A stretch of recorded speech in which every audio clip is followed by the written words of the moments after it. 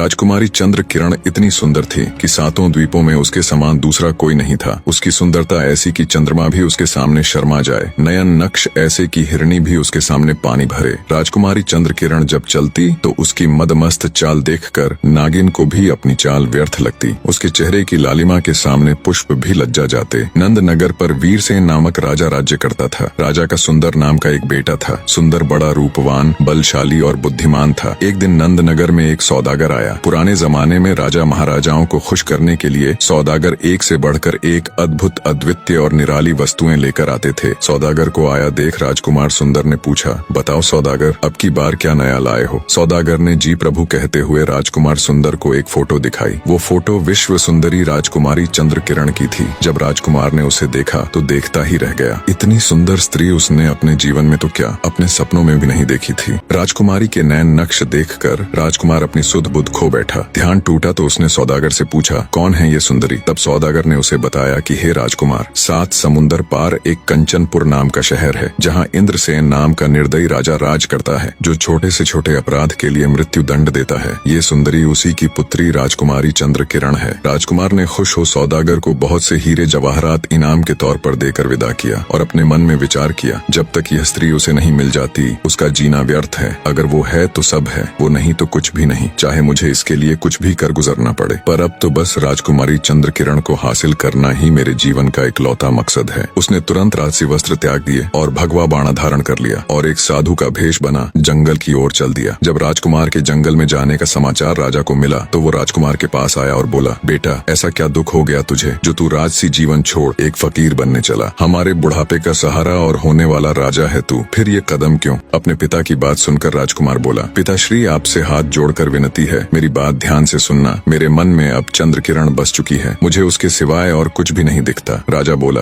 बेटा, तुम समझदार हो, क्यों नादान जैसी बात कर रहे हो? आज तक चंद्र किरण के द्वार पर जो भी गया वो वापस लौट कर नहीं आया। उसके चक्कर में पता नहीं कितने ही अपनी जान से हाथ धो बैठे। पिता की बात को सुनकर राजकुमार बोला, पिताजी, अब मुझे रोकने की कोशिश मत करिए, अब मैं रुकने वाला नहीं। अगर मेरे शरीर में प्राण है, मैं जीवित हूँ, तो मैं जरूर जाऊंगा। इतना कह राजकुमार सुंदर वहाँ से चलने को हुआ तो उसकी माताजी वहाँ आ गई और बोली, मेरे लाडले, तेरे बिना मैं तड़प तड़प कर मर जाऊंगी। ऐसा मत करो, क्यों अपना राजपाट छोड़ तुम मृत्यु को गले लगाने जा रहे हो? पर राजकुमार पर उसकी माँ की बातों का भी कोई असर नहीं हुआ। बोला, नहीं माताजी, मुझे मत रोकिए, अगर मैं नहीं गया तो यही अपने प्राण त्याग दूंगा, और चल पड़ा। राजकुमारी चंद्र किरण को देखने की व्याकुलता में अभी राजकुमार ने कुछ कदम ही आगे बढ़ाए थे कि तभी उसकी सुंदर रूपवती कामिनी पत्नी भी वहाँ आ पहुंची। रानी ने दोहा कहा, पास तेरे कामिनी खड़ी, कर 16 श्रृंगार, छोड़ चले मझधार में, कहाँ मुझे भरतार। अर्थात इतनी सुंदर पत्नी होते हुए भी मुझे ऐसे छोड़कर क्यों जा रहे हो? राजकुमार सुंदर ने भी दोहे के रूप में कहा, रानी, मन धीरज धरो, मति दिल करो उदास, चंद रोज के बीच में लौट आऊं तेरे पास। अर्थात उदास मत हो रानी, थोड़े दिन में वापस तेरे पास आ जाऊंगा। इतना कह राजकुमार सुंदर वहाँ से चल पड़ा। सुंदर की बात सुनकर रानी गश खाकर जमीन पर गिर पड़ी, परंतु सुंदर बिल्कुल प्रभावित न हुआ। वह सबसे प्रेम नाथे तोड़कर वन की ओर रवाना हुआ। उसे तो अब बस राजकुमारी चंद्र किरण की लगन लगी हुई थी। काफी दिन यात्रा करने के पश्चात राजकुमार सुंदर कंचनपुर जा पहुंचा और राजकुमारी के महल के सामने आसन जमा कर बैठ गया। संयोगवश एक दिन राजकुमारी जब महल की खिड़की में खड़ी थी तो उसकी दृष्टि उस जोगी बने सुंदर पर पड़ी। राजकुमार सुंदर तो बावला हुआ, पता नहीं कितने दिन से इसी पल के इंतजार में वही टकटकी लगाए देख रहा था। राजकुमारी चंद्र किरण ने जैसे ही राजकुमार सुंदर को देखा, वो भी उस हट्टे कट्टे शरीर वाले सुंदर नौजवान की आशिक हो गई और कहने लगी, हे योगी, तुम कौन हो और ऐसा क्या कारण रहा कि तुमने भरी जवानी में अपने देश और गृहस्थ जीवन को छोड़कर ये भगवा बाणा पहना और जोगी बन गए? राजकुमार सुंदर ने राजकुमारी का प्रत्युत्तर देते हुए कहा, हे विश्व सुंदरी, नजर कर तू मेरी तरफ है प्यारी, मोहब्बत तेरी मेरे दिल में है भारी, तेरा हुस्न मशहूर है हर जहां, तुझे जाने आलम सभी चाह रहा, ये है पूरब से आया अब खाकसार, मेरा नाम आशिक है ए गुल अनार, तेरा हुस्न यहाँ खींच लाया मुझे, जब से तेरा नाम और फोटो दिखा मुझे। आगे राजकुमार सुंदर कहता है, ए हुस्न की मल्लिका, जब से तेरा नाम मैंने सुना है तब से मेरा चैन और सुकून सब छिन गया है, अगर तू मुझे नहीं मिली तो मेरा जीना बेकार है। चंद्र किरण राजकुमार की बात सुन बोली, योगी, तेरा रूप देखकर तो मेरा दिल भी हिलोरे मार तेरे लिए धड़क रहा है, पर मुझे अफसोस इस बात का है कि औरों की तरह कहीं तुझे भी अपने प्राणों से हाथ न धोना पड़े। राजकुमारी चंद्र किरण की बात सुन राजकुमार सुंदर ने दोहा कहा, होना होगा सो होवेगा, इसमें नहीं अंदेश। प्रिय, तेरे कारण तजा मैंने राज और देश, अर्थात अब जो होगा देखा जाएगा। तुम्हारे लिए तो मैं अपना राज्य पाट और देश तक छोड़ आया हूँ। राजकुमार सुंदर की बात सुन सुनकर चंद्रकिरण बोली, ऐ जोगी, मेरे प्रेम में तेरे प्राणों का भी खतरा है, क्योंकि जो भी मुझसे प्रेम करता है मेरे पिता उसको मरवा देते हैं या फिर उसे सदा के लिए कैद कर लेते हैं। अब भी उनकी कैद में बहुत से व्यक्ति पड़े सड़ रहे हैं, इसलिए उचित यही है कि तू अपने देश वापस चला जा। मेरे प्रेम के चक्कर में फंसकर अपने प्राण मत गवा। ये सुनकर श्याम सुंदर ने उत्तर दिया, तेरा इश्क मुझको लाया यहाँ, भला अब कहो तुम मैं जाऊँ कहाँ? ये डर अपने दिल में लाता नहीं, बिना लिए तुझको मैं जाता नहीं। दोहा कह श्याम सुंदर बोला, ए राजकुमारी, मेरी परेशानी को थोड़ा ध्यान से देखो। तुम्हारे प्यार की खातिर मैं मुश्किलों से लड़ते हुए बर्बाद हालत में तुम्हारे पास पहुँचा हूँ। यह सुन चंद्रकिरण ने खिड़की से एक रस्सी डाली, जिस पर चढ़कर खुश होता हुआ राजकुमार सुंदर राजकुमारी के महल में प्रवेश कर गया। उसे अपनी किस्मत पर नाज हो रहा था। राजकुमार के ऊपर आते ही चंद्रकिरण उसके गले में बाहें डालकर कहने लगी, ए हसीन नौजवान, तुझसे पहले भी पता नहीं कितने ही मेरे आशिक आए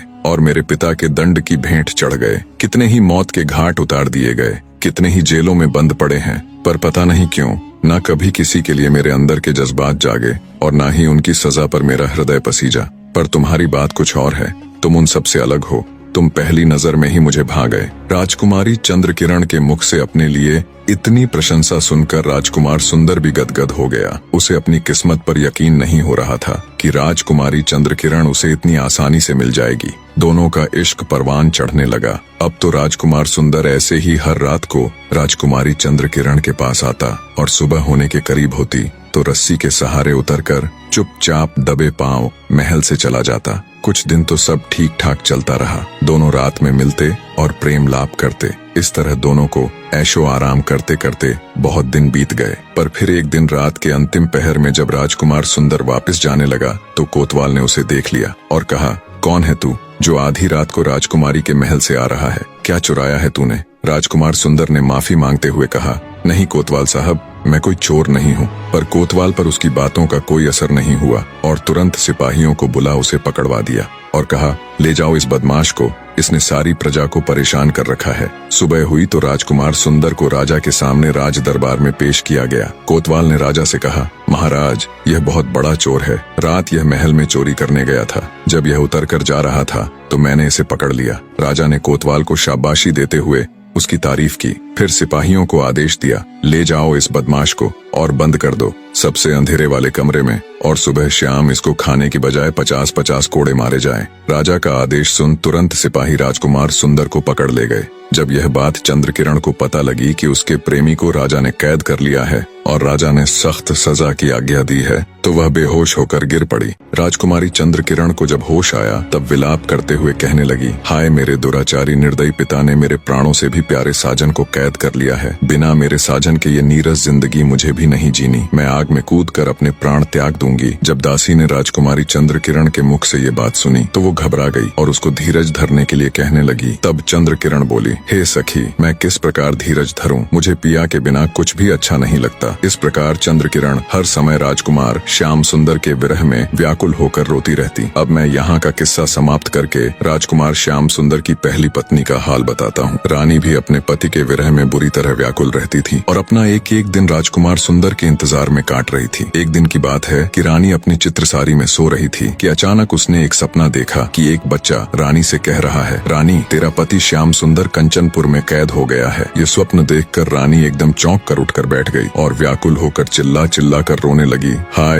ये क्या हो गया? रोने की आवाज सुनकर दासियां दौड़ी हुई आईं और कहने लगी, क्या हुआ महारानी? ऐसे दहाड़े मार मार कर क्यों रो रही है? आपको क्या पीड़ा है? रानी घबरा कर बोली, मैं सो रही थी कि एक बच्चे ने आवाज दी और कहा कि तू यहाँ सो रही है, वहाँ तेरा पति कंचनपुर में कैद हो गया है। ऐ दासी, वह जल्दी आने का वचन देकर गए थे मगर अभी तक नहीं लौटे। ऐसा प्रतीत होता है कि वह अवश्य ही किसी विपत्ति में पड़ गए हैं और गिरफ्तार हो गए हैं। वो कंचनपुर के राजा की कैद में बड़ा मुश्किल समय काट रहे हैं। अब मुझे ही कुछ करना होगा। अपने पति की सहायता के लिए मैं जोगिन बनकर खुद कंचनपुर जाऊंगी। रानी की यह बात सुनकर उसकी दासी बोली, महारानी, आप दिन रात रो रो कर क्यों स्वयं को नष्ट कर रही हैं? आपने बस एक बुरा सपना देखा है। आपके पति कुशल पूर्वक हैं और जल्दी ही वे सही सलामत आपके पास लौट आएंगे। रानी बोली, नहीं दासी, वो सपना बिल्कुल सत्य है। मेरा दिल कह रहा है मैं अपने पति परमेश्वर को तलाश करने अवश्य जाऊंगी। मेरे पीछे से माँ पिताजी का अच्छे से ख्याल रखना। इतना कह रानी कंचनपुर जाने की तैयारी में लग गई। रानी ने अपने वस्त्र उतार दिए। शाही वस्त्रों के साथ सारा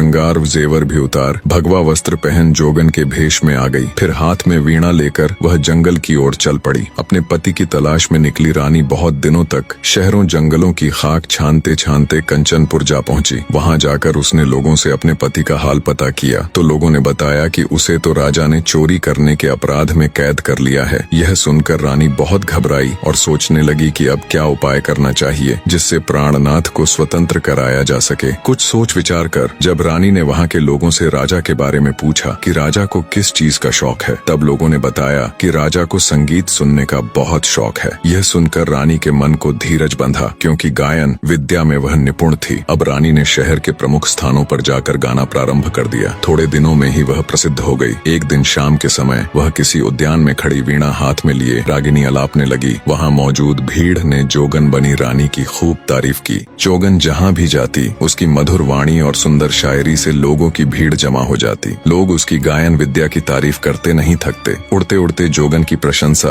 राजा के कानों तक भी जा पहुंची। राजा ने उसी समय चौबदार को आज्ञा दी कि नगर के उद्यान में जो जोगन ठहरी हुई है उसे सम्मान पूर्वक हमारी सभा में ले आओ। चौबदार तुरंत जोगन बनी रानी के पास जा पहुंचा और हाथ जोड़कर कहा, ए जोगिन, राजा जी ने आपको याद किया है, कृपया मेरे साथ राज दरबार चलिए। रानी बोली, ए चौबदार, हमें राजा के दरबार से क्या काम, हम तो मन के मौजी हैं। जहाँ इच्छा होती है वहीं जमावड़ा डाल लेते हैं। जिस स्थान पर हम आसन जमा कर बैठ जाते हैं हमें तो वही स्थान राज दरबार प्रतीत होता है। जोगिन की बात सुनकर चौबदार बोला, जोगिन जी, आपको तो ऐसा ज्ञान प्राप्त है कि लाखों राजा महाराजा आपकी सेवा में खड़े रहें, लेकिन फिर भी यह आपका धर्म है कि जो व्यक्ति आपसे हरिगुण सुनना चाहे उसे सुना दो। रानी तो चाहती ही ये थी, यही तो शुरू से उसकी योजना थी। सो जोगिन चलने को तैयार हो गई। जब रानी चौबदार के साथ राजा के महल में गई तो उसे देखकर सब लोग सम्मानार्थ खड़े हो गए। उसके दरबार में आते ही सन्नाटा छा गया। नौकरों ने उसे मृगछाला सान दिया। तब राजा ने हाथ जोड़कर कहा, ए जोगिनी, तुम कौन हो और कहां से आई हो? तब जोगिनी बोली, हम पर्वतों और रत्नों की भूमि में रहकर दिन रात ओम का नाम जपकर सादगी से भरा जीवन जीते हैं, उसी में हमें खुशी मिलती है। राजा बोला, ठीक है जोगिनी, तो अपने मुख से हरि का कुछ गुणगान कीजिए, यही हम सबकी अभिलाषा है। तब जोगिन ने यह राग गाया, यह जोग अति हमें भाया है, छोड़ दिया माल खजाना हीरा मोती लुटाया है, फेंक फांक के शाल दुशाले जग से चित्त उठाया है, इश्क फंद में छोड़ कानन कुल माशूक बनाया है,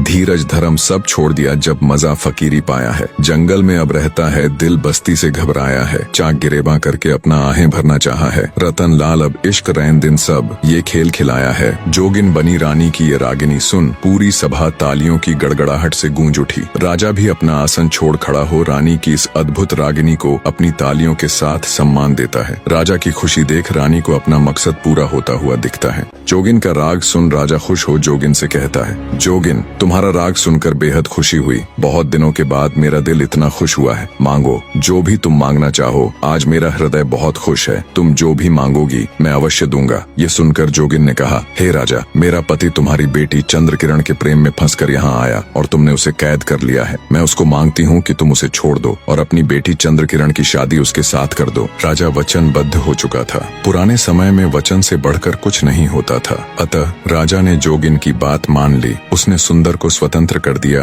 और अपनी बेटी चंद्रकिरण की शादी उसके साथ कर दी। राजकुमारी चंद्रकिरण की खुशी का कोई ठिकाना नहीं था। राजकुमार श्याम सुंदर अपनी पहली पत्नी के पैरों में गिरकर उससे माफी मांगता है और कहता है, हे रानी, मुझे नहीं पता था तुम मुझसे इस कदर प्रेम करती हो कि सब कुछ छोड़ छाड़ कर 7 समुंदर पार इतनी मुसीबतें झेलते हुए मुझे आजाद कराने आओगी। जब तक मेरे शरीर में सांसें हैं मैं तेरा ऋणी रहूंगा। बड़े हृदय वाली रानी राजकुमार सुंदर को माफ कर देती है और राजकुमारी चंद्रकिरण को अपनी छोटी बहन के रूप में स्वीकार कर लेती है। तीनों राजा से विदा ले अपने राज्य लौट आते हैं और एक खुशहाल जीवन जीते हैं। निष्कर्ष, प्रेम, विश्वास, त्याग और क्षमा, ये 4 स्तंभ इस कहानी की आत्मा है। यह कथा हमें यह समझने में मदद करती है कि सच्चा प्रेम वह है जो न केवल प्राप्त करता है बल्कि त्यागता भी है, जो केवल मांगता नहीं बल्कि देता भी है। सच्चा प्रेम और विश्वास हर कठिनाई को पार कर अंत में विजय का ताज पहनता है। कहानी में अंत तक बने रहने के लिए आपका तहे दिल से धन्यवाद।